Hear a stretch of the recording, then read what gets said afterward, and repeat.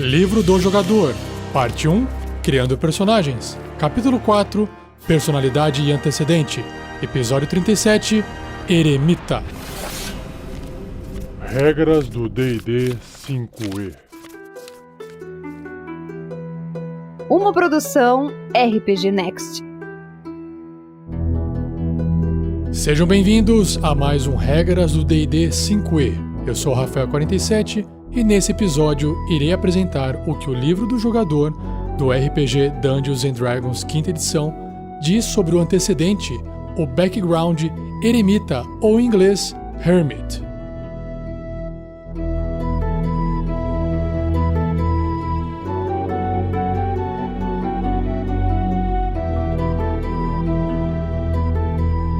Seja você também um guerreiro ou uma guerreira do bem. Para saber mais, conheça nossas metas e recompensas na campanha do Padrim em www.padrim.com.br/rpgnext.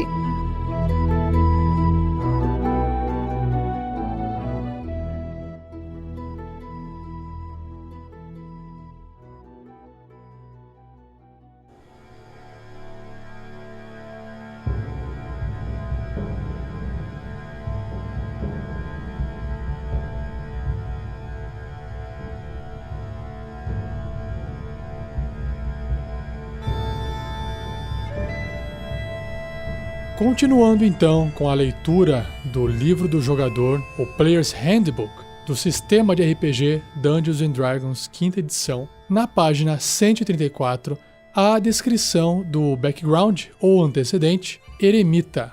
Então, se você for criar um personagem e for escolher um background e está em dúvida se quer ou não escolher Eremita como esse passado, vamos ver o que o livro diz sobre ele. Eremita é alguém que viveu em reclusão, ou em uma comunidade isolada, como um monastério ou completamente sozinho, por um período importante na sua vida. E, nesse tempo que passou longe do clamor da sociedade, o personagem encontrou quietude, solidão e talvez algumas das respostas que procurava. Sobre a parte sistêmica, as proficiências em habilidades ou perícias que esse personagem vai ter são duas: medicina e religião. Já sobre proficiência em ferramentas, é um kit de herbalismo e ele também vai aprender um idioma que você, jogador, vai escolher para o seu personagem. Ou seja, além do idioma que ele já sabe falar, que é o comum e provavelmente uma língua da sua raça, ele também vai aprender mais um idioma. Por fim, sobre os equipamentos, um estojo de pergaminho cheio de notas dos seus estudos e orações, um cobertor de inverno, um conjunto de roupas comuns, um kit de herbalismo e 5 moedas de ouro. Ou seja, dá pra ver que é uma pessoa bem simples, né? Poucas roupas, pouco dinheiro, e tudo que resta com ele é conhecimento, papéis, anotações sobre o que ele vivenciou. E falando em simplicidade de vida, é justamente o próximo tópico do livro que diz sobre a vida de isolamento de um eremita. E aí o livro faz uma pergunta para que você possa refletir. Qual foi o motivo do isolamento do seu personagem e o que mudou para permitir que ele desse fim a essa solidão? Porque ele era um eremita e agora ele vai passar a ser um aventureiro que vai estar junto de outras pessoas, certo? Então você, jogador, trabalhe com o seu mestre para definir a natureza exata dessa reclusão do seu personagem, ou você pode escolher rolar na tabela, que eu já vou falar aqui para vocês, para determinar a razão por trás desse isolamento. E essa tabela tem 8 tipos de vida de isolamento. O primeiro é: o seu personagem estava em busca de esclarecimento espiritual e uma vez que ele encontrou, ele voltou para a sociedade ou formou um grupo ali de aventureiros. Número 2. O seu personagem estava participando da vida comunal de acordo com os ditames de uma origem religiosa e aí ele concluiu isso e também voltou à vida de aventureiro. Número 3. Ele foi exilado por um crime que ele não cometeu. Então a pena acabou e agora ele foi solto. Então ele está de volta. Talvez com ódio, ou talvez não. Número 4. Ele se afastou da sociedade após um evento que mudou a vida dele. Esse aqui lembra o Bilbo Bolseiro, quando ele encontra o anel lá no Senhor dos Anéis e depois ele fica um tempo com o anel e quando ele fica mais velhinho ele resolve partir, né? Se isolar do mundo. Ele acaba naquele momento virando um eremita, inclusive com uma mochilinha, um cajado na mão, e ele parte. Número 5. O personagem precisava de um lugar tranquilo para trabalhar a arte, literatura música ou um manifesto. Número 6, ele precisava comungar com a natureza longe da civilização. Comungar com a natureza. 7. Ele era o guardião de uma ruína ou relíquia antiga. E aí, o que será que aconteceu com essa ruína, com essa relíquia antiga? Será que ele perdeu? Será que ele falhou? Número 8. Ele era um peregrino em busca de uma pessoa, lugar ou relíquia de grande significância espiritual. Talvez ele tenha encontrado, ou talvez ele tenha descoberto que isso não existia, ou deixou de existir por algum motivo. Continuando, uma característica forte do eremita é a descoberta. A calma reclusão do eremitério prolongado do seu personagem deu acesso a ele a descobertas únicas e poderosas.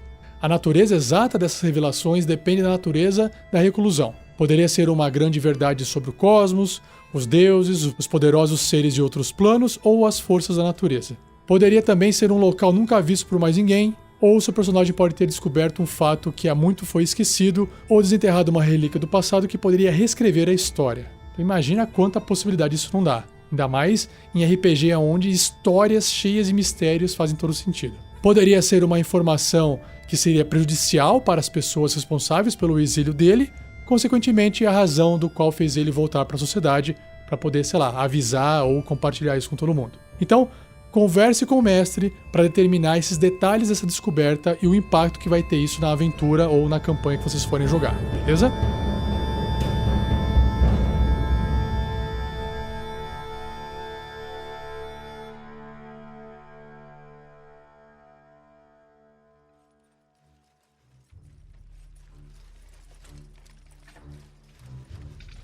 Agora, entrando nas características sugeridas, lembrando que são aquelas 4, traços de personalidade, ideal, vínculo e defeito. Alguns eremitas estão bem preparados para a vida em isolamento, enquanto outros se irritam com isso e anseiam por companhia. No caso, aquele exemplo que eu citei antes, que você poderia estar preso, por exemplo, por um crime que não cometeu. Continuando. Se eles abraçaram a solidão ou tentam escapar dela, a vida solitária molda suas atitudes e ideais. Alguns poucos acabam meio loucos devido aos anos longe da sociedade. Então vamos ver o que é que tem de traço de personalidade para você poder escolher. Lembrando que da lista de 8, você vai escolher 2. Então, número 1. Eu fiquei tanto tempo isolado que raramente falo, preferindo gestos e grunhidos ocasionais. Nossa, imagino isso numa mesa sendo interpretado por um jogador. Número 2. Eu sou absurdamente sereno, mesmo em face do desespero. Caraca, imagina que também deve dar desespero isso, hein?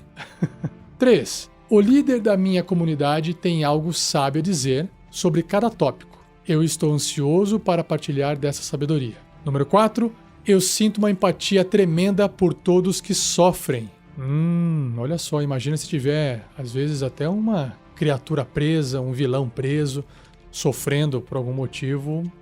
Isso aqui pode dar uma boa história. Número 5. Eu estou alheio à etiqueta e expectativas sociais. Nossa, você fica imaginando um personagem com carisma baixo aqui, né? Se dando mal durante o discurso, testes de diplomacia, interagindo com as pessoas na cidade...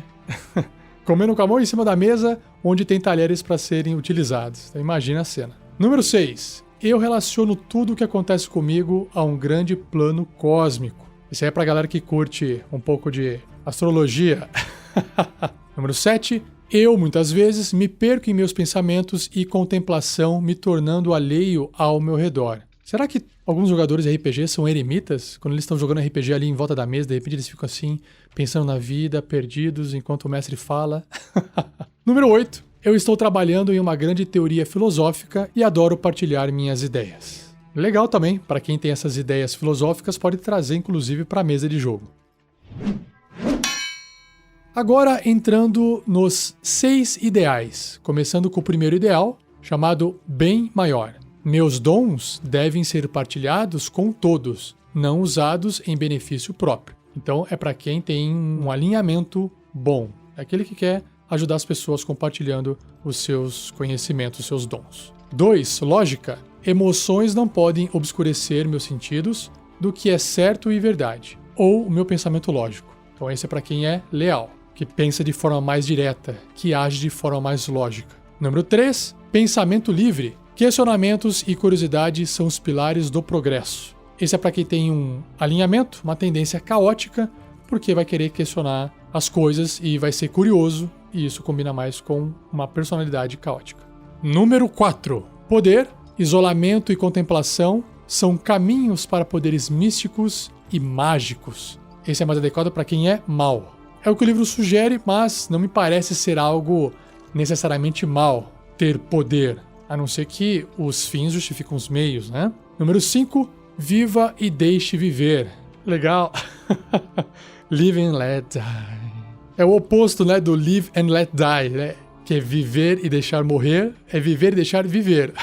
Viva e deixe viver. Se intrometer nos assuntos dos outros só traz problemas. Neutro, tipo, deixa do jeito que tá. Não atrapalha, não mexe que fede. E 6, autoconhecimento. Se você conhece a si mesmo, não há mais nada para saber. Caraca, não parece ser muito inteligente esse pensamento, né? E esse é para qualquer alinhamento, qualquer tendência. Agora, indo para os 6 vínculos na tabela. O primeiro é: nada é mais importante que os outros membros do eremitério, ordem ou associação. Então, tem um vínculo com um grupo de pessoas que só pertence àquele personagem. Número 2. Eu entrei em reclusão para me esconder daqueles que ainda devem estar me caçando. Algum dia irei confrontá-los. Caraca, eu fico imaginando o que é que o seu personagem fez para poder entrar em reclusão, porque tem alguém caçando ele. Então imagina o que pode desenrolar essa pequena frase na história de um personagem. Número 3. Eu ainda busco o esclarecimento que eu perseguia durante meu isolamento e continuo a me iludir. Ou seja, ele sabe que ele está buscando algo que ele não vai encontrar, o que ele acha que vai ter uma serventia. Então ele confia, mas toda vez que ele chega perto, ele percebe que a coisa não é bem daquele jeito, então ele se ilude, mas ele tenta perseguir mesmo assim. Interessante, né? Lembra a vida, acho que de muita gente. Número 4. Eu entrei em reclusão porque eu amava alguém que eu não podia ter. Eita! Puxa vida, esse aqui tá em depressão, hein? Tá em reclusão, se afastando da sociedade, de todo mundo, porque ele amava alguém que não podia ter. Bom, esse é um vínculo e talvez alguém na aventura tenha que convencer esse personagem de que existem milhões e milhões de pessoas no mundo e que uma dessas milhões e milhões de pessoas pode ser que seja bem diferente e esse personagem seu pode passar a amar essa pessoa. Fica a dica aí. Número 5. Se minha descoberta vir à tona, ela poderá trazer destruição ao mundo. Eita! Cthulhu! Descobriu que tem Cthulhu. Número 6. Meu isolamento me deu grande discernimento sobre um grande mal que apenas eu posso destruir. É a mesma versão do Cthulhu, só que o cara tá louco, vai querer tentar destruir, só ele pode destruir. Ou não, ou ele tem um conhecimento necessário para poder acabar com aquilo lá. Olha só quanto pano pra manga pra uma história, hein? E a última tabela é a tabela de defeitos. Nós temos 6. O primeiro é: agora que voltei ao mundo, eu desfruto de seus prazeres um pouco mais. Puxa vida. Tá aqui um personagem que ficou recluso e agora ele quer aproveitar o que ele deixou de aproveitar. Isso pode ser um problema, porque não vai ter freio, né? 2. Eu escondo nas sombras pensamentos sanguinários que meu isolamento e meditação não conseguiram apagar. Caramba, que da hora esse, que legal, imagina. Ele tem ali uma compulsão sanguinária, tentou entrar em isolamento, meditação, mas não está conseguindo se controlar. Lembra um pouco lá o Bruce Banner tentando se controlar para não virar no Hulk? Número 3. Eu sou dogmático em meus pensamentos e filosofia. Já viram um filme chamado Dogma? Assistam se vocês não viram esse filme, que é um filme de comédia, mas é um humor negro, né? Então ele traz dogmas religiosos do cristianismo e vai quebrando esses dogmas. Então nesse caso um defeito é o seu personagem é dogmático. Então ele tem esse pensamento e filosofia muito dentro de uma caixinha e isso pode ser um problema dentro da party e dentro da aventura. Número 4. Eu deixo meu desejo de vencer discussões, ofuscar amizades e harmonia. Ou seja, é a galera da internet, né? Que quer ganhar discussão, custe o que custar, nem que os argumentos sejam completamente errados, inválidos, mal construídos. Isso acaba ofuscando a amizade e a harmonia. Número 5. Eu me arrisco muito para descobrir um pouco de conhecimento perdido. Bom, o que significa arriscar muito, né? Será que é se afastar dos seus amigos, ir na frente, não esperar, não se preparar direito? Enfim, isso é um defeito. Toma atitudes de forma equivocada, ou sei lá, tem ansiedade para descobrir as coisas e acaba cometendo erros. E número 6, eu gosto de guardar segredos e não os partilho com ninguém. Tá aí, um egoísta nato. Legal, muito bom. E o último tópico do livro aborda outros eremitas. Esse antecedente eremita pressupõe um tipo de isolamento contemplativo e permite espaço para estudo e oração.